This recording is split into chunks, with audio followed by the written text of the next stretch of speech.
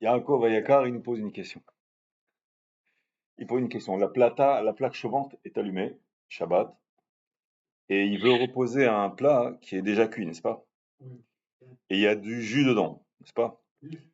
Jus. Alors, on va dire ça d'après le Rav Ovadia Yosef Zatzal. Il y a plusieurs avis là-dedans. D'après le Rav Ovadia Zatzal, qui lui vient et explique le Shulchan Aruch, il dit comme ça. Il ramène ça que ça dépend combien de jus il y a. S'il y a beaucoup de jus, s'il y a plus que la moitié de jus, par exemple une soupe avec des légumes et de la viande, mais il y a beaucoup de jus parce que c'est une soupe, à ce moment-là, hein, ce sera interdit de la remettre sur la plaque chauffante. Parce que ça va être rove. D'accord. Il y a plusieurs raisons pourquoi le rove il est interdit quand c'est le rove. Parce que si c'est la minorité, le jus par exemple, si c'est 20-30%, il y a de la sauce. Un poisson, par exemple, haraïm, un poisson marocain, il y a de la sauce rouge, tout ça. Sans la sauce, il est beaucoup moins bon le poisson. Il y a de la sauce, mais quoi, c'est 30% du plat, c'est pas grand-chose, d'accord? Mais quand même, tu vas mettre le pain dedans, tu comprends? Donc, on est intéressé par le jus. Alors, le jus, il a été cuit, il a été recuit, en fait. Qu'est-ce que ça change s'il est minoritaire ou majoritaire? C'est ça, en fait, la question qui découle de ça. Alors, la halakha, c'est que s'il est minoritaire, le jus, ce sera moutard de le remettre sur la plaque. Je parle pas de 49% et 51%, d'accord? Je parle, ça se voit à l'œil nu, on voit, on sent que c'est le rove et c'est le miout. Ah, mettre, ça veut dire quoi? Je veux dire remettre, ça veut dire il a déjà été cuit. Pas un plat qui n'est pas encore cuit. Un plat qui n'est pas encore cuit, il n'y a pas de question. C'est assour. C'est Issour Bichoul Bishabbat. C'est l'un des 39 travaux, c'est assour Ma'atora, d'accord? Mais je parle de recuire. Pas recuire, pardon, réchauffer. Un plat qui a été déjà cuit avant Shabbat, il est froid maintenant dans le frigidaire, congelé, on veut le mettre sur la plaque chauffante. C'est ça que je parle. Maintenant, si il y a de la sauce et que la sauce est la majoritaire, assaut. D'accord? L'Ashkenazim, c'est différent. L'Ashkenazim, c'est un autre chose.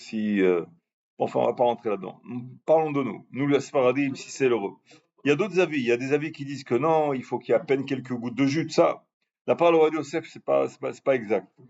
D'accord? Il y a plusieurs raisons à cela. Parce qu'il n'y a pas seulement le fait de la majorité. Parce que, je vais donner un exemple. Si je prends par exemple un morceau de steak ou un morceau de viande, d'accord, ou un morceau de poisson, qui est sec, a priori il est sec, disons, un schnitzel, je sais pas. Ils disent comme ça les poskim, hein. Ils disent les poskim. Ils appellent ça ifshal et samtsem. On peut pas réduire au point où c'est complètement sec. Ça veut dire quoi? Ça veut dire je prends un morceau de poisson ou un morceau de cuisse de poulet par exemple. Je le presse. Il va pas sortir quelques gouttes de jus. Il va sortir quelques gouttes de jus. Si c'est un morceau de viande de bœuf par exemple, il y a un peu de graisse, il y a un peu de jus de ça. Bien sûr qu'il va sortir quelques gouttes de jus. Alors, je vais dire ça. Bon, ces gouttes de jus-là, elles étaient dans la viande ou elles étaient autour de la viande. Elles ont été cuites. Qu'est-ce que ça change s'il y a quelques gouttes, s'il y a beaucoup plus de gouttes? Tu comprends? Donc, ça s'appelle Ishal et Tzamtzem. On ne peut pas ramener biologiquement à ce qu'il y ait plus de gouttes. Parce que s'il n'y a aucune goutte, c'est un cracker, c'est un biscuit sec qui est croustillant. Parce qu'il y a pratiquement plus d'humidité là-dedans. À ce moment-là, il est vraiment sec. Tu vas prendre un biscuit sec, tu vas le presser, il va pas sortir. Ah, tu mets en super pression, je sais pas combien de bars, oui, il va sortir, je sais pas, une goutte d'huile, un truc comme ça, de graisse, tu vois, mais grosso modo, il y a pas d'humidité dedans, pour ça qu'il est croustillant. Mais quelque chose qui est pas croustillant, tu mets un morceau de cake comme ça qui est croustillant. Tu le mets à côté d'un pain qui est mou, le gâteau, il va cesser de devenir croustillant à la fin. Pourquoi? Parce qu'il va absorber un peu d'humidité qui vient d'ailleurs. Donc tu vois que c'est l'humidité en fait qui fait que les choses sont croustillantes ou pas croustillantes. Donc l'un des arguments c'est Yishal et Samsem, c'est-à-dire il faut fixer la limite. Quand il y a de l'humidité ou il y a un peu de jus, jusqu'à quand tu l'autorises, d'accord? Alors, à partir de Yishal et Samsem, on revient à la règle où dans la Torah, Akol Olech Achai Harov, on va après la majorité. D'accord? Il y a d'autres arguments aussi. Ça dépend, il y en a qui disent Ueda Atra. Si par exemple je réchauffe un poisson avec la sauce, mais je veux la sauce, et je mets le poisson juste autour, je veux juste un peu goûter un peu de poisson parce qu'en fait je veux que la sauce. Il y en a qui disent que ce sera un saut. Mais d'après le Rambam, ce sera quand même moutard, parce que c'est pas le seul argument qui va rentrer en ligne de compte. Il y a d'autres arguments, Yefshal Tzamtzem, Akol Acharov, tout ça. D'autres arguments qui font qu'on a plusieurs spécotes, et donc ça fait que spéka, déjà, ça devient moutard, donc là, on va dire, il y a 4 séifim, il y a 4 spécotes, et donc il autorise ça. Donc je récapitule, si un plat, il est majoritairement sec, et de la sauce autour, quoi, c'est moutard, à condition que tout est cuit, évidemment. tout. Pas dedans, on met un légume, on rajoute un légume ou quelque chose qui n'est pas cuit et qu'on se dit c'est minoritaire. Non, tout est absolument cuit à l'intérieur, d'accord? C'est, comment dire, c'est moutard. Ok? Ok, on va revenir un peu à ce qu'on avait parlé la dernière fois. On avait... C'est que, en gros, ce que j'ai compris, c'est que dans le cas d'une soupe, c'est problématique. Oui, et même ça, c'est pas, c'est problématique, oui, mais il y a des cas où ce sera moutard de le manger, disons. On en avait parlé à l'époque, mais on va juste redire une chose qui est importante. Moi, personnellement, je me suis marié avec une femme qui est d'origine yéménite. Alors, quand on a fait les Shiabarot au début, on était invité à droite à gauche chez des proches. Et parmi les yéménites, il y en a qui vont d'après Maïmonide, d'après Rambam, qui vont pas tellement d'après Shulchan.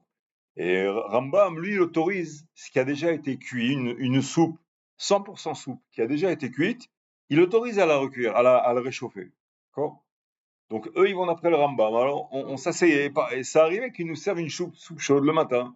Et je regarde, je dis, mais attends, mais comment ils ont réchauffé la soupe? Ils l'ont mis sur la plaque. Ça sort. Comment ils ont fait? Alors est-ce que j'ai le droit de manger la soupe ou pas?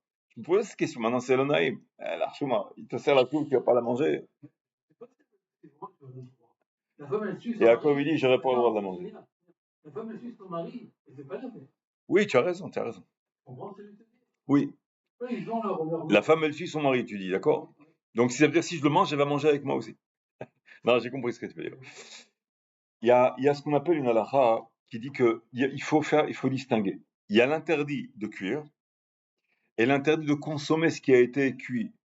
L'interdit de faire une faute et l'interdit de jouir du fruit de la faute. C'est-à-dire la conséquence matérielle de la faute. Quelqu'un, par exemple, il a fait un gain qui est interdit et après il veut jouir de ce gain. Quelqu'un qui a cuit un plat et c'est interdit, il veut manger ce plat. Ce sont deux interdits différents. L'interdit de cuire, il est de la Torah. Mais l'interdit de jouir, de manger ce qui a été cuit, il est des rabbanan. Ça s'appelle Issour Hana'a. Chachamim, ils ont fait un décret, ils ont décrété des rabbanan, que ce sera interdit de manger ce qui a été cuit, Issour, pour qu'il n'y ait pas de bénéfice, de profit à celui qui va faire la vera. Celui qui a fait la vera, on lui dit, ah, sur lecha, à la fin, on va lui prendre la tête, tout ça. Il y en a un, il va lui jeter à la poubelle, dans ça, on va lui faire une histoire, à la fin, il va arrêter de faire la faute.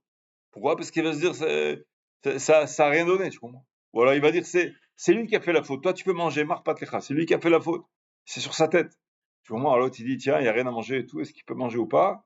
Rami Masrou. Ils ont dit, non, ce sera interdit pour pas rentrer dans les combines. D'accord? Pour décourager le goût du gain de la faute. Mais étant donné que le Issour, il est des rabbanan, d'accord? Il y a une règle qui intervient qui dit, Ksheyesh mahloket badavar, אז האיסור הוא נעלם, מותר ליהנות בדבר שיש איסור במחלוקת. C'est-à-dire, étant donné que Maïmonide, le Ran, il n'y a pas que Maïmonide, il y a le Ran aussi, Rabbeinu Nissim et le Rashba. Trois Rishonim, Ashuvim, qui disent que si tu prends une soupe, quelque chose qui a été cuit déjà et que il est complètement froid, tu veux le remettre sur la plaque chauffante, Moutar l'Echad d'après Maïmonide, Rabbeinu Nissim et Rashba. Ces trois, la halakha, elle n'est pas comme eux, pour Shulchan, pour les Sfaradim. Mais quand même, des Rishonim Chashuim qui disent que c'est moutar. Ça s'appelle qu'il y a une marloquette, il y a une divergence d'opinion dans ce sujet-là. Alors, au cas où quelqu'un, il aurait par inadvertance cuit quelque chose, biissou, qui a été déjà cuit avant, pas quelque chose qui a jamais été cuit. Quelque chose qui a jamais été cuit, il n'y a pas de marloquette. Tout le monde est d'accord que c'est interdit de le cuire. Donc, ce sera interdit d'en jouir. Mais quelque chose, il y a une marloquette, est-ce que oui ou non on aurait eu le droit de le cuire? À ce moment-là, même si tout le monde ici est d'accord que c'est interdit, tout le monde est sfaradi, d'accord? On aura quand même le droit de le consommer. Et si ça n'a pas été fait par inadvertance, ça a été fait bémézid, alors ce sera mouta ou assour de le consommer. Bémézid, il l'a fait exprès. Et à quoi il dit que ce sera assour? Qu'est-ce que vous en pensez? Assour. Le vote, il est assour, c'est pas? Alors ce sera mouta. Ce sera mouta. C'est une question piège. Du moment qu'il y a une machloket badavar, l'interdit de jouir, il est levé. Il n'y a plus d'interdit de jouir. Non, que marloquet, il n'y a plus d'interdit. Plus d'interdit de jouir. Isourana, l'interdit de Rabbanan, de jouir après coup, il est levé. Il y a juste une exception à cela, c'est les restaurants. Par exemple, un restaurant où tu sais qu'il ouvre le Shabbat, il va te dire, lui il a fait l'interdit, maintenant toi tu peux manger. Pour moi, c'est pas caché. Bah oh. Alors, il va te dire, il a réchauffé au micro-ondes, il a fait des plats, ça, il va te dire que c'est Admettons que tu es sûr que c'est l'histoire de Rabbanan, mais pourquoi ce sera interdit dans ce cas-là? Pour d'autres raisons encore. Ça touche à un autre article dans Shinutred, dans le Shulchan Aruch, c'est Bichal, celui qui aura fait quelque chose de assourd. Est-ce que, comment dirais-je, ce sera interdit uniquement pour lui et ce sera interdit pour les autres? Pour lui, ce sera interdit, mais pour les autres, moi, c'est Shabbat, ce sera moutar. Par exemple, un restaurant qui aura cuit quelque chose de la Torah, il aura fait un interdit. Alors, ce sera interdit pour lui, toujours. Mais pour les autres, ce sera moutar, c'est Shabbat. Oui, c'est ça. Alors, il va te dire, le patron du restaurant, il va te dire, ok, lui, il a fait un interdit, mais toi, tu as le droit de manger. Alors là, ça va pas marcher. Pourquoi? Parce que quand on dit qu'il y a une shlichut, du moment que tu viens dans un resto et que tu payes, c'est comme si tu l'as nommé Shaliach. Tu l'as envoyé à faire cette cuisson-là, tu comprends? Donc si tu l'as envoyé Shaliach, c'est comme si c'est toi qui l'as cuit. Tu comprends? Parce que c'est pas qu'il t'invite occasionnellement. C'est que lui, c'est business chez lui, c'est industriel. C'est les gens, ils rentrent, ils sortent, la cuisine, les grosses casseroles sans arrêt, sans arrêt. Et il te dit, lui, pour lui, c'est interdit parce que c'est à sourlo. Mais ça, c'est dans un cas privé, pratique. Mais ça, c'est pas pratique, c'est commercial. Lui, il voit sa nourriture dans la cuisine, il a aucune envie de manger ça, ça le dégoûte. Et tous les jours, des années, le même plat qui sort, il peut plus le voir, ce plat. Souvent, c'est comme ça. Pas toujours, mais disons que grosso modo, c'est pas, même si c'est un plat yucrati très, ça, pour lui, c'est quelque chose, il voit, ça s'appelle, c'est affairé ça lui rappelle le business et ça lui rappelle la cuisine et tout. Il voit pas dans ça un plat qui est yucrati, d'accord? Donc, attends une seconde, ce que je veux dire, c'est, lui, en fait, il ressemble à un chaliard. Donc, en fait, celui qui vient, qui paye, et qui demande au serveur de lui amener ce plat-là, c'est comme s'il avait demandé rétroactivement de lui cuire ce plat Shabbat. Et donc, c'est en fait comme si lui-même, le client, il avait cuit lui-même. Donc, c'est assourd même au client. D'accord? Une exception à la règle. Mais en ce qui concerne Marloquet, non. Marloquet, même celui qui a fait Bémézid, le gosse, il en a marre, il se rebiffe, il a cuit quelque chose qui a été déjà cuit. Après, il dit, je m'excuse, tout ça. Qu'il s'excuse pas, qu'il soit rebuffé ou pas exprès, ou oui exprès. De toute façon, le résultat de ce qui a été déjà cuit et été recuit, Béissour, ce sera toujours moutard. Évidemment, si tu veux la jouer, genre, on touchera pas à ça, pour éducatif, comme ça, tu peux faire ça. Mais Tarles, tu dois savoir que c'est moutard. C'est-à-dire, après, ne jette pas à la poubelle, parce que ça va le tâcherie. C'est assourd de jeter quelque chose qui est moutard, baltachrit. C'est quelque chose qui est moutard à la consommation. Donc le jeter, c'est un problème.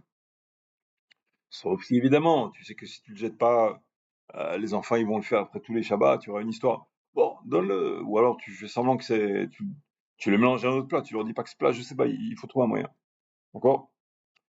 Il y a parfois dans des restaurants où ils ont la main très dure, les mashgirim, mais ils ont raison. Parfois il y a quelque chose qui pourrait être autorisé à la consommation, mais ils jettent tout à la poubelle. Pourquoi? Parce qu'il y a beaucoup de problèmes de confiance, de crédibilité avec le bar à la bite, avec les patrons des restaurants. Si tu laisses une petite tolérance, après, ils t'entourloupent, ils font plein de trucs autour, donc ils veulent pas jongler avec les combiers. Alors pour lui faire perdre un truc, que ça lui fasse mal une fois pour toutes et que ça recommence plus, ils font des décrets comme ça, ou parfois ils jettent uniquement pour que ça, c'est pour l'intérêt du client, c'est pas qu'il, parce que parfois le mashgiach, la plupart du temps, si c'est les madrines, il est censé toujours être là-bas. Si c'est pas les madrines, alors il vient et souvent il est pas là, donc il n'y a pas de crédibilité, c'est perdu. Quoi? Ok. C'est bon, vous avez des questions? Oui. Vas-y. Un restaurant qui ouvre Shabbat, on peut dire que c'est un restaurant non caché. En principe, oui. On compte pas là-dessus pour l'histoire que, d'abord, quelqu'un qui est capable d'enfreindre Shabbat, alors il est, comment dirais-je, au niveau du Shabbat, c'est une mitzvah qui est très centrale, très merkazite, c'est-à-dire que elle est apparentée à toute la Torah Kula. C'est pour ça que celui qui enfreint Shabbat en public, ça s'appelle en hébreu Mehalel Shabbat Befaresia, il est considéré dans certains domaines comme si c'était un goy. Pas un goy, vraiment un goy. Mais on le considère comme un goy dans certains domaines. Par exemple, s'il abat une bête, shrita, et qu'il sait faire shrita, on n'a plus confiance à shrita. Si, il y a un éloignement. Pourquoi? Parce que ça veut dire que sa honte d'enfreindre Shabbat, d'enfreindre la Torah, elle a disparu d'ores et déjà. Donc même il n'est pas sous les doutes. Si par exemple il est témoin de quelque chose, on ne s'en va pas son témoignage. Pourquoi? Parce qu'il n'a pas honte d'enfreindre Shabbat en public. Si c'est entre lui et lui-même, qu'il regarde à droite à gauche, personne ne le voit, il enfreint Shabbat, Dieu préserve, là, non, il n'est pas considéré comme goy, parce qu'il a la honte encore. D'accord? Shabbat, c'est l'une des mitzvot qui est centrale, comme la Emouna. comme le Avodah Zara, l'idolâtrie, sont des mitzvot, celui qui les enfreint, il passe la limite. Le Chafetz Chaim, il ramène une parabole sur ça. Il dit, Chafetz Chaim, il y avait un magasin dans une rue. Et ce magasin, un jour, on voit qu'il ouvre pas. D'accord. Alors ils se sont dit, les voisins, ils le connaissent. Ils disent, bon, soit il est peut-être, il se sent pas bien aujourd'hui. 2, 3 jours après, toujours pas ouvert. Peut-être qu'il est malade. Une semaine après, il revient encore pas. Il revient toujours pas. Ils disent, bon, peut-être qu'il a pris des vacances. Après un mois après, toujours pas revenu. Ils se sont habitués. Bon, les vacances, elles sont un peu longues déjà. 2 mois, 3 mois, quelles vacances? Ils commencent à se dire, peut-être qu'il est arrivé quelque chose, il téléphone, ça. Bon. Au bout de 6 mois, toujours le même diagnostic, on ne sait pas ce qui lui est arrivé. Il y a un kablan, un entrepreneur qui vient, et la pancarte du magasin avec la pub et tout ça, il vient, avec une grande échelle, tu vois, c'est officiel. Il enlève la pancarte. Ah, quand il voit qu'il enlève la pancarte, ça veut dire que ça y est, soit il y a eu un décès, un héritage, ça a été vendu, soit il s'est passé quelque chose, c'est plus le magasin. Alors, la pancarte qui a été enlevée, en fait, c'est celui qui est Michael Shabbat de Pharisien. Quand il a le cran d'enfreindre Shabbat aux yeux des gens, aux yeux du public, ça veut dire il franchit la limite de Shmirat HaMitzvot. Il est, il a il est assez effronté pour afficher le fait qu'il appartient au camp des non-pratiquants. Donc, il perd la crédibilité de la pratique. Après, il viendra dire, oui, mais je m'y connais, mais moi j'ai fait cette mitzvah et tout. Bon, si on n'est pas trop obligé de lui faire confiance, on va jouer comme si on lui fait confiance et tout, mais quand c'est quelque chose de grave, d'important, peut-être sans le vexer, mais on lui fera pas confiance. D'accord? Et s'il faut le vexer parce qu'on est obligé, on essaiera de le vexer le moins possible, mais on ne pourra pas lui faire confiance. S'il y a un témoignage, un mandat de mariage, je ne vais pas lui dire, bon, ça fait rien, allez, sois témoin. On ira chercher un autre témoin, par exemple. Donc, vous voyez que c'est, donc, vous voyez, c'est quand même grave. Le Shmirat Shabbat Befaresia, c'est une limite à ne pas franchir.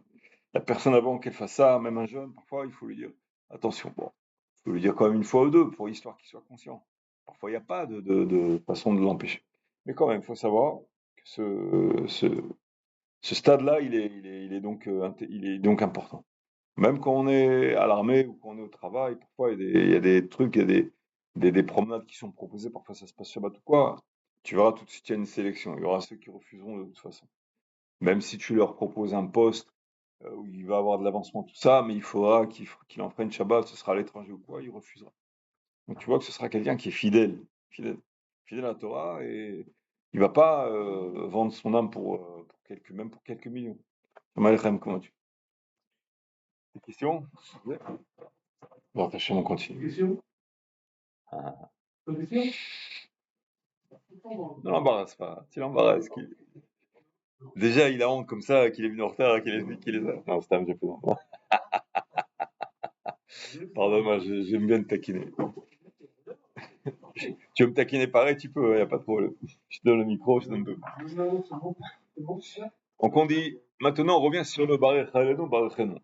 En 2 mots, on a dit que Barech Halenu, celui qui oublie de dire Talumatar, Tentalumatar, si tu veux mettre sur le côté, si tu veux que je te vois.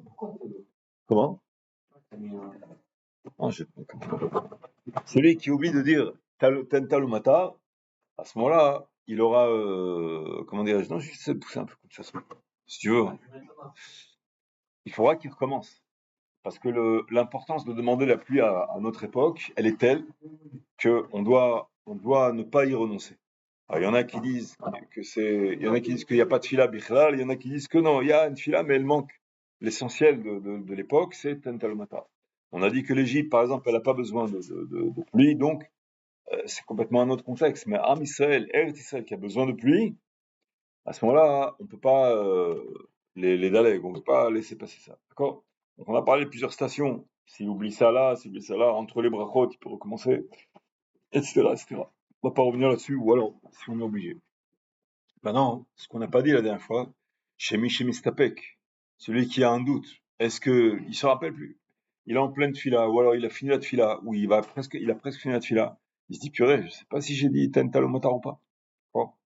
Alors il y a une règle. Une règle, c'est la Chazaka. La Chazaka, elle est, comment dirais-je, elle est construite, elle est basée sur un mois. Un mois, comment dirais-je, dans la routine normale, ça correspond à peu près comment dirais-je, à 90 fois. D'accord? Il doit dire 90 fois, parce qu'il y a 3 prières par jour, tout ça, pendant 30 jours. Alors tu veux mettre le masgan? Allume si tu veux. Appuie sur le bouton, prends le chalat, fais ce que tu veux. Ah bah, les chalat. Appuie si tu veux. À côté de la porte. Et donc, celui qui, comme par exemple, on commence donc après Simchat Torah, à partir de Moussa de Simchat Torah, on commence à dire Veten Talumata, pardon, on dit juste le rappel, c'est-à-dire Mashivor Hamoed Geshem. Après, à partir du Zayn, le 7 de Marcheshvan, on dit Veten Talumata. Quand on arrive au Zayn du mois suivant, à ce moment-là, la Chazaka, elle sera qu'il est passé un mois, Chazaka qu'il se rappelle maintenant, donc si je suis dans le doute et qu'il est passé un mois, je recommence pas ma tefila. Parce que j'ai une Chazaka, que le mois est passé, et donc en principe, c'est bon. Le problème, quand on est encore dans le mois. D'accord. Alors d'abord, avant de rentrer dans ce stade-là, ce qui est recommandé de faire, et c'est Kavil, on accepte ça dans la fin, c'est que tout simplement, dès qu'arrive, comment dirais-je, le 7 de Marcheshvan, il peut revenir sur le passage, au faire Choler Am Israël, et tout de suite, Barech Alenu. Au lieu de dire Barechenu, Barechenu. Refaire Choler Am Israël, Barech Alenu. Pourquoi? Parce qu'avant Refaire Choler Am Israël, il y a le nom d'Hachem, Baruch Ata Hachem, Refaire Choler Am Israël. On n'a pas le droit de dire Stam le nom d'Hachem. Et après, Barech Alenu, Hachem Elokeinu, c'est pareil. Donc on est obligé de se réduire, de se limiter à Refaire Choler Am Israël, Barech Alenu. C'est possible de ne pas le dire trop vite. Parce que si on dit ça comme une récitation, ça va pas se graver dans les mémoire. Essayez de le dire en se concentrant, en pensant à ce qu'on dit. D'ailleurs, même d'expérience, Marabout Boul dit ça. Il dit même si tu disais moins que 30 fois, mais concentré, doucement, bien doucement, ce serait même plus, l'empreinte, elle serait plus forte que si tu le dis très vite, histoire de passer la carte, de dire voilà, 30 fois passer la carte. Parce que là, tu vas pas t'en rappeler. C'est juste une récitation qui est dit tellement vite que on sent pas ça praigne pas comme si vraiment était passé à moi. D'accord? C'est quoi la différence entre les deux bénédictions? C'est le fait d'avoir demandé Ten Talumata. Si on a été qu'on demande Ten Talumata, Chachamim, ils ont dit que c'est Klala, c'est une malédiction.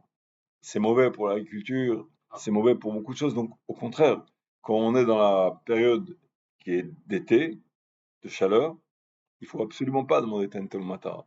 À ce moment-là aussi, il faudra recommencer, pas pour la même raison, pour la raison inverse, où ce sera considéré comme une malédiction, quelque chose qui est nuisible. Donc, on est obligé de recommencer la tefila, mais pour une raison différente. Ça veut dire aussi que si on aura dit Ten Talumata, ça ne suffira pas de recommencer au début, de considérer comme si on n'avait pas dit, parce qu'on l'a dit. Il faudra réagir un petit peu différemment pour bien montrer qu'on ne demande pas Ten Talumata. Tandis que là, en ayant uniquement oublié de dire Ten Talumata, il suffira de le rappeler Ten Talumata, c'est nous, on a réparé, donc c'est plus facile. On a ajouté Ten Talumata, juste ça qui manque. L'autre cas, quand on en était, c'est pas qu'il manquait quelque chose, c'est qu'on a dit quelque chose de trop. Alors il faut l'enlever, c'est plus difficile que quand quelque chose il manque, juste on le rajoute, c'est fini. D'accord? Et donc, quand on est dans le doute, si on a pensé à dire 30 fois refaire Holar Israël, Barech Alenu, à ce moment-là, on considère ça comme si il s'est passé 30 jours, comme s'il y a une chazaka, donc dans le doute, il n'y a pas de problème. On continue, comme si, Tizrom, il n'y a pas eu de problème, ça fait que ça fait qu'un Shumbaria, on continue Ragil. D'accord? Donc c'est recommandé de le faire. Si par exemple maintenant ils sont passés 2 semaines, alors il reste, ça marche aussi, dans le relatif. Il reste 45 fois, tu peux dire 45 fois. Parce que c'est écrit que si quelqu'un il est Baal Kori, il est Chazan. Il a Chazan attitré. À ce moment-là, ce ne sera pas seulement 3 tfilotes par jour, ce sera 5 pour lui. Il y a 2 Chazarot. Donc pour lui, Chazarot, il suffira de 18 jours. Ce sera équivalent à 30 jours pour nous. Donc si le Chazan, 18 jours, ça lui suffit, tu vois que c'est dans le relatif. Une fois qu'il sera arrivé à 90 jours, le relatif qui correspondrait à une routine d'un mois normal, ça suffit pour lui. Donc ça veut dire celui qui aura, après 2 semaines, on lui explique cette halakha et il complète ça avec 45 fois, donc c'est censé être bon aussi. Voilà, c'est qu'il n'y a plus de doute, et donc il n'y a plus de problème, il peut continuer. Ok? Maintenant le problème, il n'a pas dit les 30 fois, et il est encore dans la période avant qu'il soit passé le mois, et il a un doute. D'accord? C'est ça le problème. Donc maintenant, s'il a un doute, Rachami considère s'il y a un doute, Chazaka il n'a pas dit. Chazaka qu'il n'a pas dit, il a encore sur la chazaka, sur l'habitude antérieure, précédente, on n'avait pas l'habitude de dire tental mutar. Donc en principe, 6 mois ils sont passés sans dire tental mutar, en principe il n'a pas dit. Donc quand on est dans sa fait qu'il n'a pas dit, on considère qu'il n'a pas dit. D'accord? Alors la fin dit comme ça. Mishenistapek, im sha'al tal umatar betfilato olo, im nizkar listapek lifne birkat shema koleno. Avant qu'il dise shomea tefila, on a dit là-bas c'est Tachana Markazit, un endroit où tu peux rappeler toutes sortes de bakashot. Il lui manque cette bakasha, donc on a appris le shiur précédent. Il suffit qu'il dise veten talumata, uniquement, il a réparé le problème. D'accord? On rappelle ça, on se rappelle de ça. Donc là, il est dans le même cas, sauf qu'il est dans le safek. On a dit safek, c'est comme si, s'il n'y a pas de radaka, c'est comme s'il n'a pas dit. D'accord? Alors on dit, Mishen istapek im sha'al ten talumata betfila, olo, im nizkar listapek lifne, Birkat Shema Kolenu. Shoel Talumata Beshomea Tefila. Il attend d'arriver à Shomea Tefila, et là-bas il dira Beten Talumata Livracha. C'est tout. Et ça lui a réparé le truc, qu'il ait dit ou pas avant, c'est bon. C'est pour ça qu'on recommande, je vous une parenthèse, c'est que celui qui est encore dans cette période-là d'un mois, c'est pas obligé, mais on recommande que quand il arrive à Shomea Tefila, de toute façon, toujours qu'il demande Ten Talumata. Blieder. Parce que, une fois qu'il a l'habitude de dire Beten Talumata aussi dans Shomea Tefila, après, s'il a un doute, il dit tiens, peut-être qu'il va se rappeler. Tental Shema Tfila, c'est beaucoup plus proche que Barech Halon, que c'est pas mal de brachot avant. S'il a dit Tental Matar dans Shema Tfila, qu'il l'ait dit ou pas avant, ça gêne pas. Tu comprends? Donc il aura dit Tental Matar là-bas, il dit tant pis. J'ai un doute si j'ai dit Barech Halon ou Barech Halon, tant pis, c'est pas grave. J'ai dit Tental Matar Shema Tfila, il a sauvé tous les bras. Vous avez compris? Donc on recommande, chaque fois que tu te rappelles, tu arrives à Shema Tfila, avant ça, tu dis Tental Matar. C'est pas obligé, mais c'est une bonne précaution à prendre. L'agdim troufa la maka. Non, tu dis Shema koleno et avant que tu dises Umil fenecha malkenu rekam, non, tu dis Veten talumata libracha. C'est tout. C'est tout. Pas toute la bracha. Veten talumata libracha, c'est tout. Comme ça, en plein milieu. Et c'est tout. Tu continues comme si de rien n'était, voilà, ni vu ni connu, tu as sauvé le truc. Maintenant, c'est plus, il n'y a plus de conséquences. Est-ce que oui, je m'en rappelle, est-ce que je m'en rappelle pas que j'ai dit avant? Je suis tranquille. C'est une solution aussi. D'accord? Donc, maintenant, il n'a pas pris ces précautions-là. Ça, c'est l'été-hiver, c'est ça? Non, on parle maintenant qu'on est en hiver. On est uniquement en hiver maintenant. L'été-hiver. Non, on parle uniquement le cas actuel Oui. où on est en hiver, on aurait oublié de si on a dit oui ou non Tentalomata. Pas été-hiver. Non, Ah, le passage de l'été à l'hiver, tu veux dire? Ah, j'ai compris. Mais si c'est de l'autre côté, De l'autre côté, c'est notre histoire. on fait pas la même chose, tu veux dire? C'est un peu différent. On viendra bien là-dessus. D'accord. Mais ne recopie pas tout parce que c'est pas automatique. Parce qu'on a dit là-bas, il faut gommer ce qu'on a dit, donc c'est différent. Il y aura des fois où il faudra revenir à la bracha pour montrer que on n'avait pas l'intention de dire Tental au matin. On l'a dit en trop, donc c'est différent. Comme gommer ce qu'on a dit, c'est différent de rajouter. Rajouter, tu rajoutes, c'est fini. Mais quand j'ai déjà dit le mot, même que je reviens sur l'autre native, l'autre Noussar, qui dit pas Tental au matin, qui te dit que j'ai pas demandé Tental au matin, je l'ai demandé de toute façon. Donc pour mettre en évidence que je le demande pas, je serais parfois obligé de recommencer. Tu vois ce que je veux dire? C'est plus difficile de gommer que d'ajouter ce qui manque. Okay. On continue. Veim nizkar, pardon. Veshoel talumata beshomat fila. Veim nizkar lachar shetril retze. C'est quand retze? C'est après qu'il a fait Baruch Ata Hashem, shomeat fila. Il a fini cette bracha-là. Shomeat fila. Donc à ce moment-là, hein, il a dépassé cette station-là, donc il aura loupé cette station. Comment il va faire? Im betor shloshim yom, miom shetril lishol boten talumata. Choser le birkat barech alenu. Il revient plus à Shomea Tfila. Attention, il a loupé Shomea Tfila et il s'est pas souvenu entre bracha les deux brachot de dire Vetantal Motar là-bas. On a dit que entre deux brachot, avant qu'il commence Retse, il peut dire Vetantal Motar. Vous vous rappelez de ça? Maintenant là, il est dans le Safek. Il peut dire Vetantal Motar, mais même ça, il a pas dit. Il a commencé Retse. Bon, il a commencé Retse, c'est fini. Il a loupé le coach. Là, qu'est-ce qu'il doit faire? Il doit revenir à barech alenu. En arrière, pas mal en arrière. Choser le birkat barech alenu. Shechazaka alav, she'amar barechenu, c'est-à-dire sans dire tental matar, kefi shaya shagur befiv, ça veut dire ragil, kefi shaya ragil, kodem zman she'ela. D'accord? Mais toutes les brachot là qu'il peut faire, Ouais. il va les répéter. Nachon, il va recommencer toutes les brachot à partir de Barech Halenu jusqu'à Shema Tfilah, jusqu'à la fin. Eh ben, c'est ça le pesage. Qu'est-ce qu'il doit faire? Si on considère que, étant donné qu'il n'a pas demandé Tental au matin, il n'y a pas de Hamida, il n'y a pas de Fila, c'est fini, c'est cuit. Il n'a pas pu sauver ces brachot-là. Donc, elles sont les Vatala, Nachon. Mais s'il continue la Hamida après, qu'est-ce qui va se passer? Il commencerait, tu sais, après, il y a Bouchata Hashem, Atov Shimcha Uchana Elodot, n'est-ce pas? Si on dit qu'il n'y a pas de bracha, qu'il n'y a pas de tfila, il ne peut pas dire Atov Shimcha Uchana Elodot, parce que c'est bracha levatala, parce qu'il n'y a pas d'amida. Tu comprends? Donc il est bloqué. Et s'il s'arrête, Batouar qui a bracha levatala, parce qu'il s'arrête en plein milieu. Donc il est dans un plan de terre, il est sommetti, il doit être ici à droite ou à gauche, il ne peut pas rester au milieu. Tout le monde, même, tu dois avancer. Comment il fait dans ce cas-là? Tu as compris le problème? Alors là, le pesage, il revient à Barech Halenu. Il vaut mieux gâcher quelques brachot et sauver toute l'Armida. Et en plus, s'il finit l'Armida, il sera obligé de recommencer quand même. Alors, il est obligé de... Arabe et Miuto. La nuisance, de minimiser le dommage. C'est ça, en fait, le pesage, d'accord?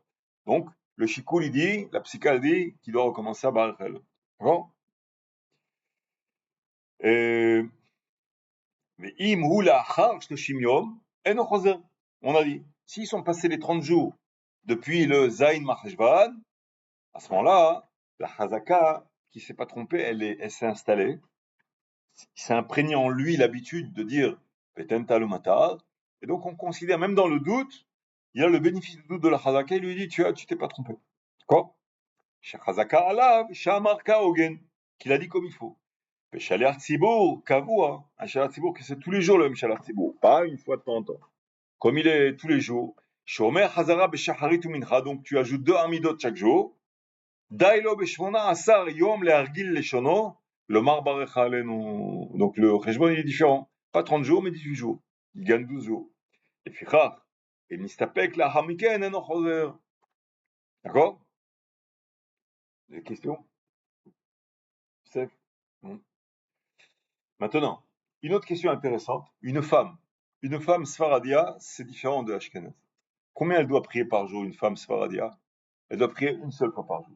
Parce que la femme, elle est exemptée des tfilot chez Azman Grama. Donc elle est exemptée de Kriyat Shema Bezmana. Elle n'est pas obligée de dire Shema Israël. Parce que Shema Israël, la Gemara dit, bon brachot, on dit Ufshor Becha, Ufkumecha. Le Zman Shriva, c'est la nuit. Le Zman Kima, c'est le jour où on est debout. Ça dépend du Zman. Donc, mitzvat assez shazeman grama ptura. Étant donné que c'est une mitzvat assez de la Torah qui est engendrée par le temps, par l'emploi du temps, à ce moment-là, elle est exemptée de cette mitzvah-là. Donc, elle n'est pas obligée de dire Kirat Shema Bezmana. D'accord? Et la tfila, où tu dis le Zman tfila jusqu'à sur le lourd, c'est écrit Zman tfila, Arba Shaot, après le matin, etc. Ça aussi, ça dépend du Zman. Donc elle n'est pas obligée d'être acquittée de 3 tfilotes que chacune selon un Zman. Elle peut le faire, mais elle reçoit une récompense comme une personne qui fait une mitzvah sans en avoir été ordonnée. Donc ça s'appelle Eno Metzuve Veose. Anachnu Metzuvim Veosim. Nous on a reçu l'ordonnance, on a l'ordre sur nous et donc on est obligé de le faire. Notre salaire il est plus élevé que celui qui va le faire sans avoir été ordonné. Alors justement, nous les Sfaradim, une femme, elle doit faire une seule fila par jour, celle qu'elle veut. On recommande qu'elle fasse shachrit, on recommande, mais c'est pas obligé. Elle veut faire vite, elle peut faire vite. Mincha, ce qu'elle veut. Elle n'est pas non plus obligée de faire tous les jours pareil, c'est mieux. Mais elle n'est pas obligée, vraiment. Il n'y a pas une halakha qui tu feras toujours pareil. C'est mieux parce qu'après elle va commencer à oublier. Mais c'est toujours bien que ce soit à Kavo. Mais il n'y a pas d'obligation proprement dit. D'accord? Elle fait ce qu'elle veut. Hein?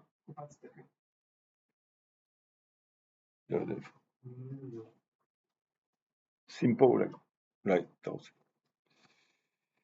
Et donc, cette femme-là, elle a décidé, comme tu as proposé, elle a envie de faire Arvit. Elle a déjà fait Minhach, elle va faire Shachrit le lendemain.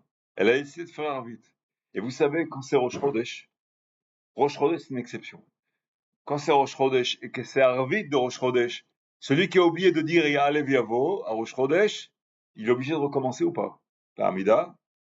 Non, écoute-moi, au Kodesh, c'est Midoraita ou des Rabbin? Non. Arvit, il n'y a pas de Chazara. Il n'y a pas de Chazara. On parle du code de l'arbitre, hein? Tfilat Arvit. Pourquoi? Parce que ça s'appelle, son statut, il est Réchout. Le minhag, la coutume, nous oblige à faire Arvit. Mais la base, la structure de Arvit, elle est Réchout. À cause de minhag, à cause de l'habitude générale de tout le monde de le faire, on est obligé de le faire. Mais le chiyuv de le faire, il est affaibli par rapport aux autres filotes. C'est-à-dire, l'exception, la conséquence, ça va être quoi? Ça va être par exemple, Rosh Chodesh. Il a oublié de dire Ya'alev Yavo à Rosh Chodesh. S'il a oublié et qu'il se dit, tiens, j'ai oublié, j'ai peut-être oublié, ou alors j'ai batouar oublié, il recommence par vite. D'accord? Il y a des filotes, par exemple, Birkat Amazon, à Seudat Shlishit, il a oublié de dire Retzeh B'Haritzenu Shabbat, il recommence pas. Il y a certaines choses où quand on n'est pas obligé, par exemple, un repas pendant, par exemple, je sais pas moi, à Sukkot, Chol Hamoed Sukkot, il a oublié de dire Ya'alev Yavo. Il recommence pas Birkat Amazon. Pourquoi? C'est quoi la règle? Quand le Ya'alev Yavo, il l'oblige de faire Birkat Amazon, à ce moment-là, il doit recommencer. Quels sont les repas où on est obligé de manger kazait pour être acquitté de la mitzvah de la Torah? C'est Pessah, le soir de Pessah, pour manger la matzah, d'accord? Et le soir de Shavuot, de Sukkot, le soir de Sukkot, quand on est dans la soukha, l'homme seulement, pas la femme. L'homme, il doit, premier soir, manger ce kazait seulement dans la soukha. Toute l'histoire, s'il y a de la pluie et que la pluie s'arrête, il rentre dans la soukha. Pourquoi? Parce que le kazait, il est de la Torah. Et Xara Shabbat, tout le 15 de Nissan qui vient se projeter sur le 15 de Chodesh Tishri, Beyahu. Donc le fait que on doit manger kazait, alors on recommande que même à Sukkot, qui mange le kazait de pain sans liftan, sans le pain, sans la viande, sans des choses qui vont accompagner le repas, d'accord? Donc, dans ces deux repas-là, que ce soit le soir de Sukkot pour les hommes, ou Pessah, le soir de Pessah pour les hommes et les femmes, s'il oublie de dire Ya'alev Yavo, il sera obligé de recommencer. Parce que le Ya'alev Yavo, le kazait, il inclut de manger kazait de la Torah, il veut manger ce kazait-là. Donc s'il oublie Ya'alev Yavo, le kazait, il a engendré le repas, donc le Birkat Hamazon, il a la conséquence de Ya'alev Yavo, il est branché sur le Doraita. Et donc il devra recommencer. Mais si c'est un repas où le chiyuv de manger kazait, il n'est pas de la Torah, à ce moment-là, même s'il a oublié de dire Ya'alev Yavo, il recommence pas. Bon. Donc on voit que il y a à boire et à manger dans les critères. Et donc le soir de Rosh Chodesh, étant donné que la structure de Harvit, c'est pas comme les autres filotes, c'est Réchout, ça s'appelle. Si oublie de Ya'alev Yavo, à ce moment-là, il recommence. La femme, qui elle s'est portée bénévole à prier Harvit, d'accord? Et ou alors dans une fila, elle a déjà fait Shacharit. Et à Mincha, elle fait la tfila, la Hamida, et dans la tfila de Mincha, elle oublie de dire Baruch Aleinu. Donc il faut recommencer. Mais elle s'est portée bénévole dans cette Hamida-là. Est-ce qu'elle doit recommencer ou pas? Vous avez compris la question? Si on considère que la tfila, elle est réchoute, du fait qu'elle n'est pas obligée de rentrer là-dedans, dans cette histoire-là, elle a voulu être portée bénévole, quoi, la cavola. Elle n'est pas Metsouba vers ça. Elle fait ça par bénévolat, par itlaavout, par envie de le faire. Quoi? Donc, elle a oublié de dire Veten Talumata dans la tfila qui est en plus de ce qu'elle est obligée de faire. Donc en principe, elle est obligée de recommencer la tfila ou pas? Je dirais que non. Et toi, qu'est-ce que tu dis? Pareil que lui, parce qu'il a dit ou parce que non. Et vous, qui s'en pense? Ah, je vois pas. Stéphane? Non. Ok. Bah, si j'avais pas vu dans le livre que c'était oui, moi aussi j'aurais dit non, la vérité. Mais le livre, il dit que oui. La elle dit que oui. Il y a un clal que quand une femme, elle rentre dans une fila, même si elle n'était pas obligée de rentrer dans cette fila, du moment qu'elle est rentrée là-dedans, elle doit se comporter comme si elle était obligée de le faire. D'accord? C'est plus mitnadevet. Elle est dedans, le code de la route dans la tfila, il devient le même code de la route comme si elle était obligée de le faire. Comme si elle était obligée de le faire. Même si elle n'est pas vraiment. Donc de ce fait, elle ne peut pas s'arrêter en plein milieu. Toutes les clalim qui sont les règles de Bracha Levatala, tout ça, de faire attention à tout. Donc, de ce fait, elle a oublié de dire Tental Matar, elle doit recommencer. D'accord? Alors, Isha, Sheta'ata Bebirkat Hashanim, Velo Sha'ala Tental Matar, Ben Shaharit, Ben Shar Tfilotea, Dina, Kedin Ish Sheta'a, Velo Sha'al Tental Matar, וחוזרת להתפלל על דרך שנתבאר בסעיפה, comme on a vu la semaine dernière. Pareil, c'est une question un peu piège comme ça, disons. Pas un piège, mais ça induit en erreur. La logique a induit en erreur. Moi aussi, j'aurais dit pareil s'il n'y avait pas vu le truc. Logique de dire qu'elle n'est pas obligée. Mais ça se passe pas comme ça. D'accord? Il y a une exception, c'est le premier soir de Zayn Maheshvan. C'est un peu litige. En gros, on revient, sauf s'il a fait une tefila, mais bon, c'est déjà passé, on va pas tellement s'attarder là-dessus. S'il a fini Osé Shalom et qu'il a terminé la tefila, c'est le cas où on lui dit tu reviens pas. Dans le premier soir de Harvit, c'est tout. À part ça, c'est les mêmes clalimes. Et maintenant, il y a une question intéressante aussi. Si il arrive dans le...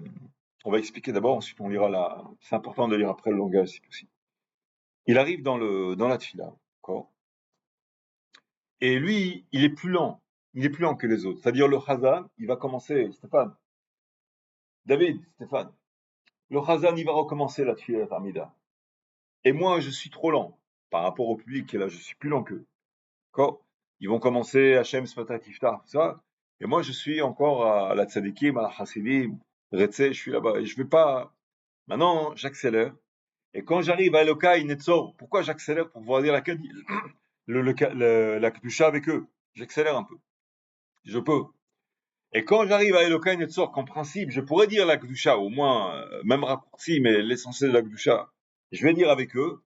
Tout d'un coup, je me dis, purée, je sais pas si j'ai dit Tental Mata, ou alors Batoire, j'ai pas dit Tental Mata, qu'est-ce que je fais maintenant?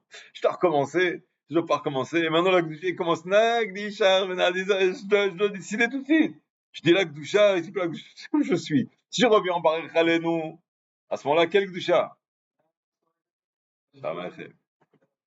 Si je reviens à Baruch Aleinu, qu'est-ce que je vais dire la Kedusha? Comment je suis considéré en pleine Amida? Mais d'un autre côté, j'ai dit Elokai Notsor, est-ce que je peux jouir du passeport diplomatique, être à la fois là, être à la fois là? Comment je fais? Tu as compris le problème? Tu as compris, Stéphane, Joe, tu comprends le problème? Si je considère que je dois retourner. Ça veut dire qu'eux, ils ont déjà commencé. Ouais. Et que moi, je suis arrivé en retard. Donc, j'ai commencé dans la Mida, alors qu'eux, ils étaient en train de terminer la Mida. Oui, mais là, je parle d'un autre cas. Ouais, je t'écoute. Non, en général, je finis jamais en même temps, en fait. Je suis toujours en retard par rapport aux autres. Ouais. Maintenant, je sais pas. C'est pas que tu es en retard, c'est eux qui sont en avance, c'est ça? Ouais, parce qu'ils foncent, ils très vite. Ouais, non, ça dépend de eux. Non, mais Je sais pas. t'en fais pas pour ça. Non, c'est pas une avéra. C'est pas une avéra. Essaie de, mais faut pas avaler les mots. Si tu avales les mots, là, par contre, c'est pas bon. Donc, mais le problème, il est le suivant. Maintenant, je suis retardataire sur eux, et ils ont commencé Nagdishar Venaritzach. Et là, je suis dans Elokai Netzor, les Shonimera, Sfatam Idemema. Là, j'ouvre une parenthèse. Dans ce cas-là, j'aurais le droit de dire, je dirais pas avec eux Nagdishar Venaritzach. Je m'arrête, j'entends ce qu'il dit, et je dis Kadosh, Kadosh, Kadosh. J'écoute ce qu'il dit. Ça Azmana à lui qui dit Nagdishar Venaritzach, je l'écoute. D'accord? Voilà, si je suis en retard et que je veux arriver à Elokai, je peux continuer pour arriver au bon passage. Mais je dirais pas Nagdishar Venaritzach avec lui. Parce que ce Nusach-là, il n'est pas très très essentiel. Je dirais avec eux Kadosh, Kadosh, Kadosh. Et ensuite, le Matam Shaperhim Omrim, je le dis pas non plus. D'accord? Je dis Baruch Shem Kivon Choter. Je dis le deuxième, je le dis. D'accord? Et le troisième, je le dis pas, Bichal. Je continue comme si de rien n'était. Eux, ils disent Imlor, moi je continue. Donc c'est quand un compromis. Je suis dans ce compromis-là. Et j'ai pas dit le dernier Yule Ratson. Si j'ai dit le dernier Yule Ratson, je peux dire toute la Gdusha. Nagdisha, tout ça, mais ça veut dire que j'ai fini la tefila. Si j'ai fini la tefila, c'est cuit. Je suis obligé de revenir en Baruch Halenu. Ou alors, non, même pas Baruch Halenu, Hashem Sfatat Iftar, du début. Je suis même plus considéré en plein Amida. Je dois revenir au début. Alors maintenant, si je suis dans Elokai Netzor, et que tout d'un coup, j'ai même un safek, je dois revenir à Baruch Halenu. Donc, suis-je considéré comme Be'emsa Amida, que j'aurais même pas le droit de dire Kadosh, Kadosh, Kadosh? Ou alors si je considérais comme si j'ai Béhémet dit Elokai Netzor, là je pourrais dire Kadosh, Kadosh, Kadosh, et je serais obligé de revenir à Baruch Alenu. Comment je suis considéré? Alors là, les poskim ils disent que c'est Tarté des Sadré. Si je dis Kadosh, Kadosh, Kadosh, ça veut dire j'ai fini la tfila. Et si j'ai fini la tfila, c'est cuit. Je suis obligé de recommencer. Asem Shem Sfatai Tiftar. Donc la conclusion c'est quoi? C'est ne dis pas Kadosh. Parce qu'attention, ne pas dire Kadosh, c'est aussi un problème. Mais au pesage, que j'aurais tellement de brachot levatala, j'aurais 19 brachot levatala, même une seule. Je dis pas Kaddish, je dis pas la Kedusha, pour me réserver le droit de revenir à Baruch, à Retsé. Comment dire, je Retsé Hachem, parce que, non, de revenir à Baruch Halon. Ils disent comme ça. Il dit comme ça le Rav. Misheta betfilato b'shachar lishol talnum tamotar. ונזכר רק באמצע אלוקי נצור, ובינתיים הגיע שליח ציבור לקדיש וקדושה, אף על פי שבדרך כלל מותר לענות קדיש וקדושה באמצע אלוקי נצור, הואיל ונסתיימה עיקר התפילה. מכל מקום בנידון זה, יש להורות שלא יפסיק לענות קדיש וקדושה, שאם יענה נמצא שגילה דעתו שסיים תפילתו לגמרי, שהרי באמצע התפילה אסור לענות קדיש וקדושה. אם כן נצטרך לחזור לראש התפילה, השם שפתיים תפתח, au début, בשביל שאלת טלטל מטר, ולכן ישתוק, יכוון לקדושה, il va écouter la קדושה בשתיקה, en silence, או לקדיש שאומר אשר הציבור, ואחר כך יחזור לברך עלינו. Donc il aura gagné les tfilot de Hashem Sfatai Tiftach jusqu'à Baruch Alenu. D'accord? C'est 5 ou 6 tfilot, 5 ou 6 brachot qu'il aura gagné quand même. Mais il est obligé de les sauver. Des questions? Ce raisonnement, il est important quoi. Des questions là-dessus? Joe, David, Claire? Continue là. Et maintenant, il y a une autre, encore, il y a pas mal c'est intéressant dans les raisonnements pour savoir comment, c'est un peu comme les algorithmes informatiques. Si tu arrives là, qu'est-ce que tu dois faire? Celui qui comprend ce que je veux dire, il faut savoir comment gérer sa trajectoire. Misheta betfilat Shabbat vitril virkat atachonen. Alors, c'est une autre halakha qui tombe. Maintenant, on est Shabbat. D'accord? Et moi, je suis mboulbal. Je dis, Hashem Sfatat Iftar, tout ça. Et j'arrive à la 4e bracha, après Kadosh, ta Kadosh, Baruch Hashem, Ael Kadosh, et au lieu de continuer à ta Kidashta, je dis, Ata Honen Adam Da'at, Mlamed Ledon Shbina, Honen Viter. J'oublie complètement que je suis Shabbat. Le pilotage automatique. D'accord? Purée, je dis, où j'en suis? Et je suis arrivé à Shomat, je suis arrivé à, comment dirais-je, Selah Laon Kihatan, je suis arrivé. Et là, j'arrive à Baruch Alenu, je me trompe. Je demande pas tel matin. Et c'est Shabbat Bichlal. J'ai même pas besoin de demander. Mais qu'est-ce que je dois faire maintenant? Alors Bichlal, là, il est complètement brouillé. Est-ce qu'il doit recommencer tel matin parce que c'est pas moi, il a oublié, ou alors qu'il doit recommencer? T'as compris les questions intéressantes, questions qui sont, comment dirais-je? Mishita betfilat Shabbat, ve'tril bebirkat atachonen. Alors, j'ai oublié de vous dire, celui qui commence à tachonen adam da'at, et qu'il a oublié que c'est Shabbat, après il dit, tiens, c'est Shabbat, j'ai oublié que c'est Shabbat, à ce moment-là, il doit finir la bracha. Baruch ata Hashem, chonen hadat. La même bracha où il se situe, il doit la finir. Une fois qu'il aura fini cette bracha, il revient à Takidash Ta'o, le Nusar du Shabbat de la même fila. D'accord? Une autre parenthèse. Dans toutes les filots de Shabbat, c'est bon à savoir. Si je me suis trompé, il y a 3 Nusachim Shonim. Je me suis trompé, j'ai dit, au lieu de celui d'Arvit, j'ai dit de Mincha ou de Shacharit. Est-ce que je dois recommencer ou pas? Non. Tous les Nusachim de Shabbat, s'ils sont intervertis par erreur ou quoi, ils acquittent l'un l'autre. Donc, j'ai commencé à dire l'autre où j'ai fini, je peux recommencer un peu à milieu pour corriger. Mais si j'ai terminé Baruch Hashem et Kadosh Shabbat, à ce moment-là, j'ai été acquitté. Il n'y a pas besoin de recommencer. C'est quand même important. Ça arrive pas beaucoup, mais si ça arrive, c'est bon à savoir. Ça acquitte l'un, il acquitte l'autre. C'est pas comme Baruch Halen, tel matar, c'est pas du tout comme ça. D'accord? C'est bon à savoir. Maintenant, là, c'est l'erreur et les différences. J'ai commenté une bracha de la Tfila de Yom Chol. Si j'ai oublié que c'est Shabbat, je dois la terminer. N'importe laquelle de la Tfila. Même Shoma Tfila, n'importe laquelle. D'accord? Maintenant, j'arrive à Baruch Alenu et j'ai oublié de dire Tental Matar. C'est ça l'histoire. Qu'est-ce que je dois faire? שהדין הוא שכאשר נזכר באמצע אחת הברכות של 18 שהוא שבת, מסיים אותה ברכה שהתחיל בה, אותה ברכה של חול הכוונה. ואחר כך חוזר לתפילת שבת. Veyeker, il lui est arrivé Mikreo, il lui est arrivé ce Mikre, Sheta'a biyoma tageshamim v'amar barechenu. Donc il n'a pas dit tentalumata. ואחר כך נזכר שהוא שבת. ואם נזכר קודם תקע בשופר גדול, c'est-à-dire il a dépassé la bracha de Baruch Alenu, יאמר שם ותנתלומתה. Ça va être considéré entre deux brachot. Là, il va corriger, il doit corriger ותנתלומתה. Et c'est une marloquette, il rentre dans la marloquette. Pourquoi? Pour corriger qu'il a vu ותנתלומתה. Tu vois qu'il y a une importance. ויחזור לתפילת שבת, אתה קידשת ou l'autre. אבל אם נזכר אחר שהתחיל תקע בשופר גדול לחיותנו, il a loupé. Est-ce qu'il doit recommencer ou pas? Au brachot chez la harmiken, les autres brachot qui suivent, lo yahazor levarech alenu. Il a loupé, mais il ne doit pas corriger. Et là, yafsik be'emtsa bracha chez nizkar ba ve'yahazor le tfilat Shabbat. Pourquoi il s'arrête en plein milieu? Parce qu'il ne peut pas la continuer vu qu'il aurait dû en Yom Chol recommencer. Donc on lui dit là, tu t'arrêtes. Tu ne fais pas comme Shabbat Regila que tu dois finir cette bracha là. Là, tu es dans un problème. Que si c'était Yom Chol, tu aurais été obligé de recommencer. Donc en pleine bracha, tu t'arrêtes exceptionnellement et tu recommences ta tfila de Shabbat. Pas tu recommences, tu te branches sur la trajectoire de tfila de Shabbat après ta kadoshim hakadosh. D'accord? Afalpi shesh cholkim beze, il y a une mahloket. Même dans ça, il n'y a pas pratiquement d'alacha où il n'y a pas de mahloket. Afalpi shesh cholkim beze, ça fait brachot leake. D'accord? Donc c'est, comment dirais-je, c'est des choses qui sont importantes à savoir. On va s'arrêter là pour l'alacha. On va dire quelque chose sur la parole de Shavua. Et on se séparera avec un bon Shabbat Shalom. Alors, Parashat Vaïra, il y a deux questions que je voudrais poser. Il y a beaucoup de questions dans cette paracha, énormément de questions. Mais il y a quand même deux questions enfin qui nous viennent en tête comme ça. Déjà, la femme de Lot dans Sodome et Gomorrhe, les anges, ils les ont avertis. Ils leur ont dit, ne vous retournez pas. D'accord? Elle s'est retournée, elle a été transformée en statue de sel. Il y a un midrash qui dit que la veille, son mari Lot, lui, il lui a demandé d'amener du sel pour les invités qui étaient les deux anges.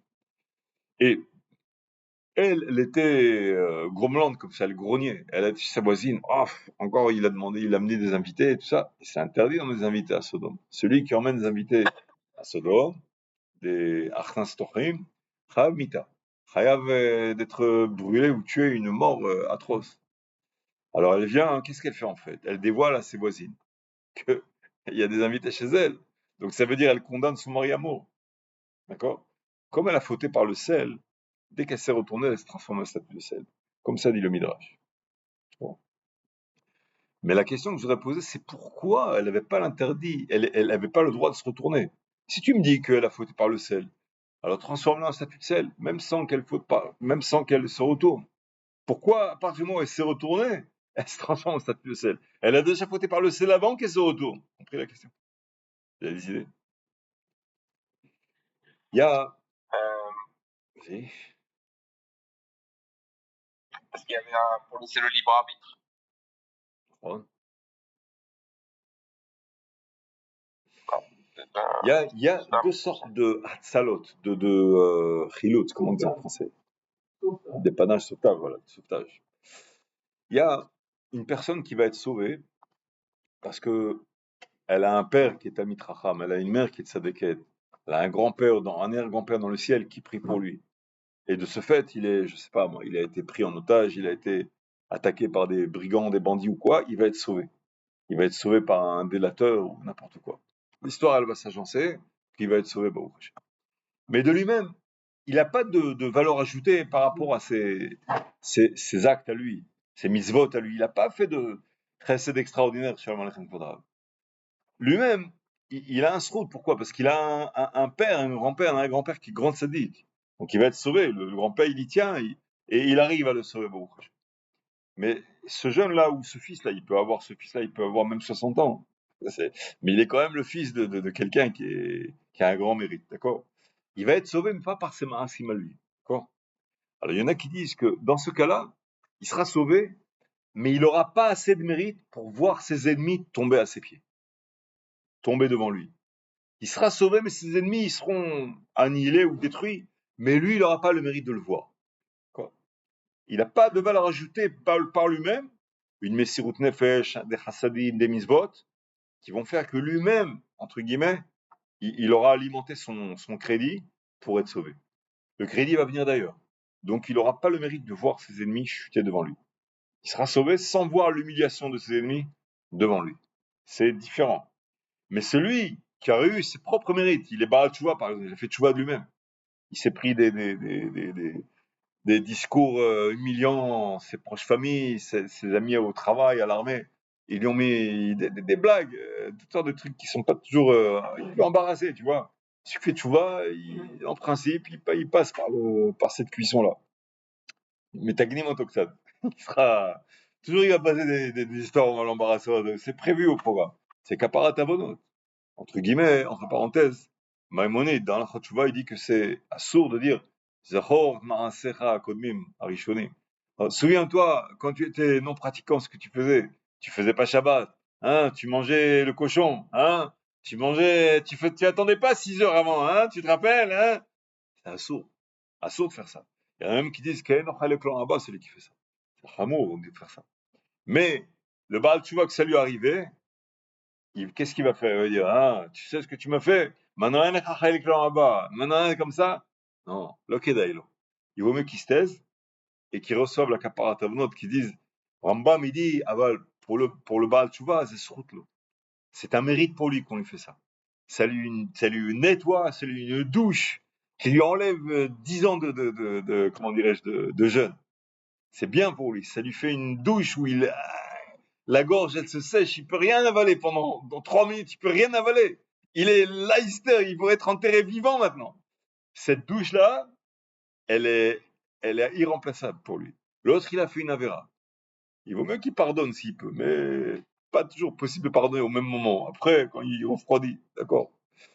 Donc, d'un côté, le Baal Tchouva, il passe par comment dirais-je, des passages pas très très agréables, souvent très agréables même, que ce soit dans son Shlamba, que ce soit dans toutes sortes de situations, d'accord? Et donc, il a un mérite par lui-même. Il a grimpé quelque chose sans ascenseur, d'accord? Pas l'ascenseur, mon fils, viens, je te donne, voilà, je t'achète la maison, mon fils, je te fais, et lui, il est pépère tranquille, il travaille aussi, mais il travaille avec comment dirais-je, avec les ustensiles adéquats. Mais non, lui, il marche à pied pendant que tout le monde roule en voiture. Il est éprouvé plus que... Parce que ça s'appelle son mérite à lui-même. Lui, s'il mérite un sauvetage, il aura souvent le mérite que ses ennemis y tomberont devant lui. Et il les verra tomber devant lui. Parce qu'il a un mérite autonome, presque autonome, beaucoup plus indépendant. Bien sûr que Dieu, il a aidé. Mais de lui-même, il a une Messirut Nefesh Atzmit. J'ai entendu une très belle histoire d'un Rav qui travaille dans Rachim. Rav Braverman s'appelle. C'est très sympathique de l'entendre, il parle très bien. Et il raconte que dans Rachim, il y a, comment dirais-je, il y a un type qui était, qui était assez bien placé, très bien placé. Il habitait à Savion et tout. Et il a fait un séminaire dans Rachim et il a fait tchouva. Sa femme, elle l'a pas suivi. Sa femme, elle est restée comme ça, donc ça lui posait beaucoup de problèmes de shlom bayit. C'est-à-dire, il y a un gros manque de synchronisation à la maison. Bon, fais ce que tu veux, chacun fait ce qu'il veut, ça, c'est pas toujours agréable. Bon, il y en a qui font ça agréablement, il y en a qui font sentir à l'autre que c'est pas la même chose. Alors, il y avait des tensions à la maison, de grosses tensions. Et un beau jour, donc, dans sa tchouva, il a pris un chavruta et il a étudié des choses. Et parmi le programme d'études qu'il avait, il a étudié la Gemara d'Avodazara. Dans la Gemara d'Avodazara, au début, notamment, c'est expliqué là-bas tous les interdits de profiter, de jouir des bénéfices qui sont par l'Avodazara.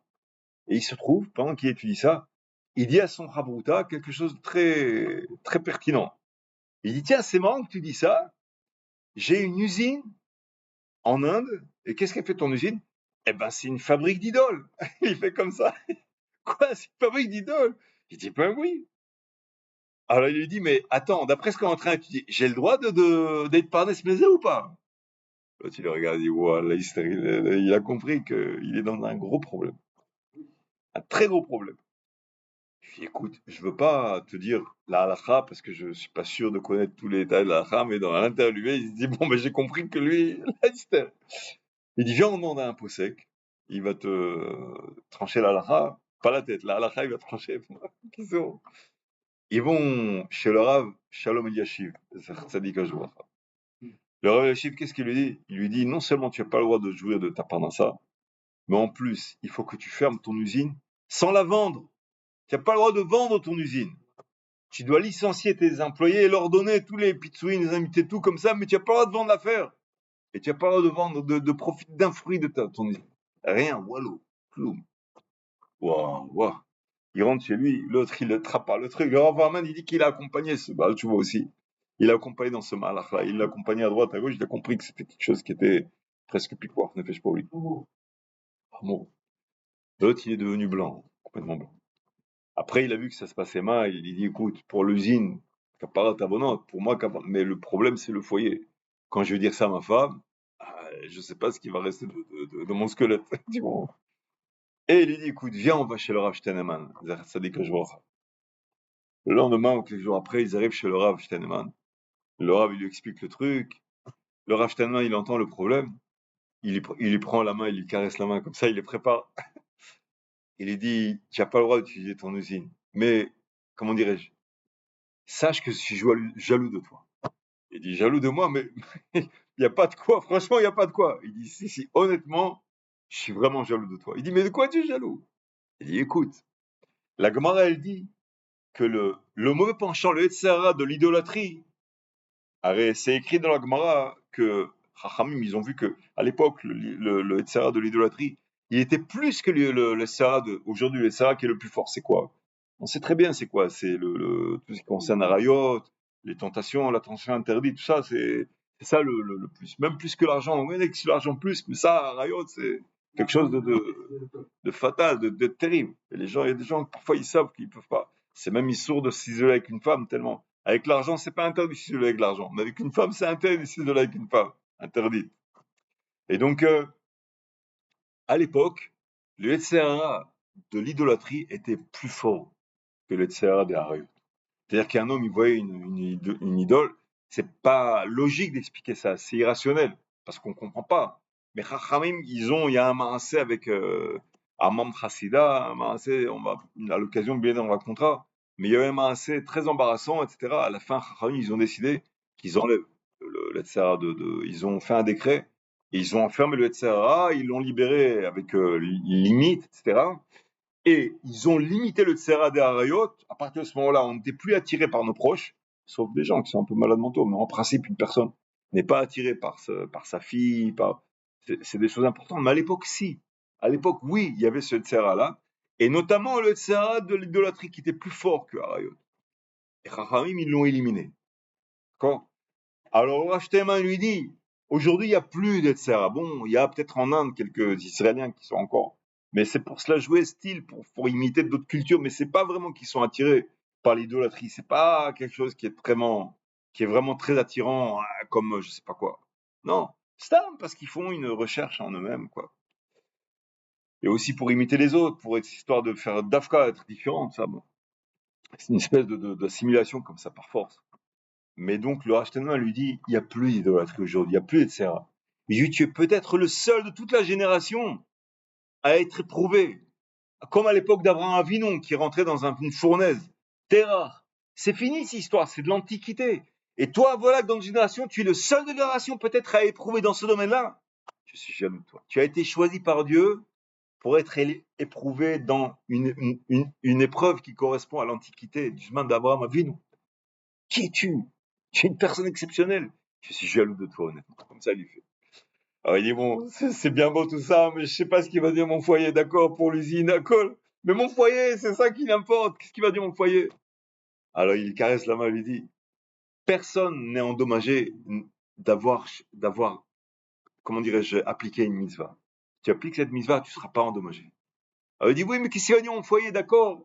Il le caresse encore, il lui dit, tu seras pas endommagé, personne endommagé d'avoir fait une mitzvah. Bon, ils s'en vont. Et qu'est-ce qu'il fait? Il hésite, à la fin, il prend l'avion tout seul, sans dire à sa femme. Et là-bas, il liquide l'usine sans la vendre. Il donne les indemnités alors qu'il n'a plus de parnassa. Enfin, le problème, il est très aigu. Et il rentre chez lui, il est un peu gloups comme ça, il prend un petit déjeuner, mais sans appétit, tu vois. La femme, elle sent une tension dans l'air, comme chose qui... L'intuition féminine, elle sent. Elle dit, ça va? Oui, oui, tout va bien. Bon, Hachem, là, tu vois. Et il dit, qu'est-ce qui se passe? Tu te sens, tu es tendu. Ah, il dit, tu veux vraiment savoir? Il dit, j'ai pris l'avion et, comment dirais-je, après que j'ai vérifié vraiment la halakha au niveau de mon activité professionnelle, j'ai appris que, en avalant plusieurs fois la salive, j'ai appris que j'ai pas le droit de jouir de la parnassa d'idolâtrie. Et mon usine d'idolâtrie, donc, il fallait que je la ferme. Je viens de rentrer du voyage, j'ai tout licencié, j'ai tout fait. Elle regarde, quoi? Et il dit, bah oui. Et ce moment-là, c'était le moment qu'il redoutait le plus, peut-être de toute sa vie. Et qu'est-ce qu'elle va lui faire? Qu'est-ce qu'elle va faire? Elle va exploser, elle va éclater, c'est fini, il n'y a plus de foyer, qu'est-ce qu'elle va faire? Elle le regarde, quoi? Ton baby, ton dada, tu as liquidé tout ça parce que tu as pris une halakha, c'est ce que tu as fait? Il dit, bah oui. Elle le regarde comme ça, bouche bée. Elle lui dit, si tu as été capable de liquider ton dada, je fais tout avec toi. Il fait comme ça. Il dit, quoi? J'ai bien entendu, quoi? Attends, il se pince. Elle lui dit, jusqu'à présent, tu faisais tout va.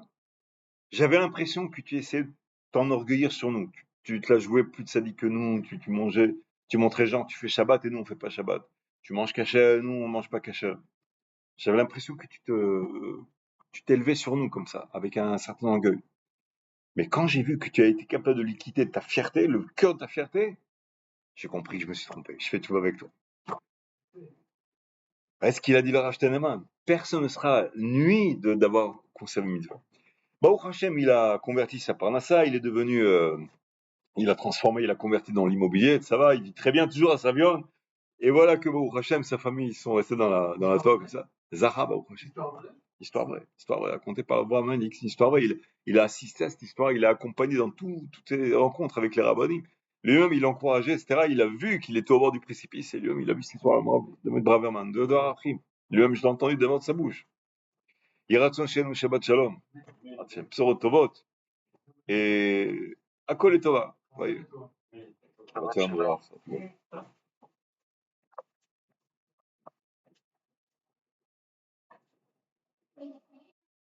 Shalom. Ça va?